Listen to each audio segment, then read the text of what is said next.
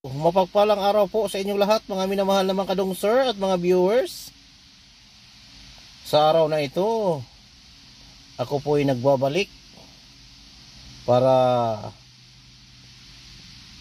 magsishare naman ulit ng mga ibang mga teknik o kaalaman tungkol sa Habal Power.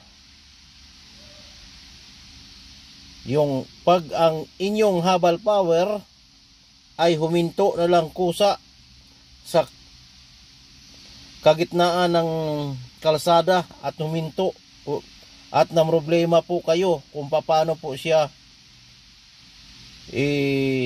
i-release ang automatic gear. Ngayon ituturo ko po sa inyo ang technique paano siya i-release ng manually ang automatic gear ng Habal Power. Pero bago po ang lahat, mga minamahal at ginigiliw na mga viewers, baka pa po mayroon pa po ditong hindi nakapag-subscribe sa aking channel.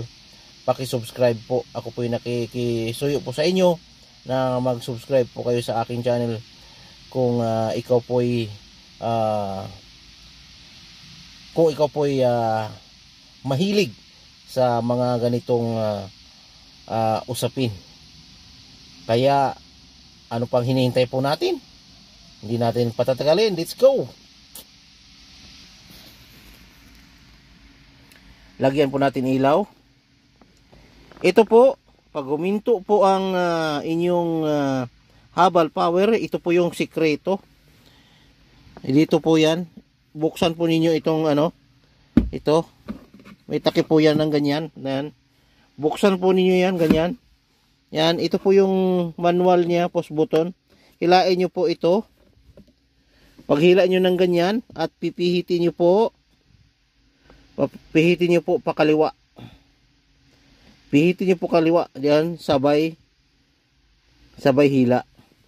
Yan, magre-release na po yung ang inyong automatic gear na inyong power, Habal Power, para po inyong maitulak, maitabi po sa tamang parking. Ayan po, kung inyo pong nagustuhan itong video na to, paki-hit po nyo yung like. Ayan po, maraming salamat po sa inyong panonood.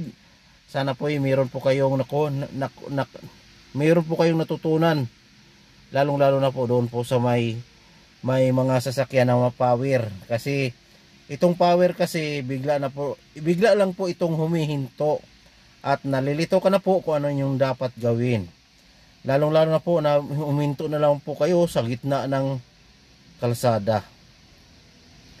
Ayun po, yun po ang inyong gagawin kagaya po ng aking sinabi o napanood nyo po sa una kong video.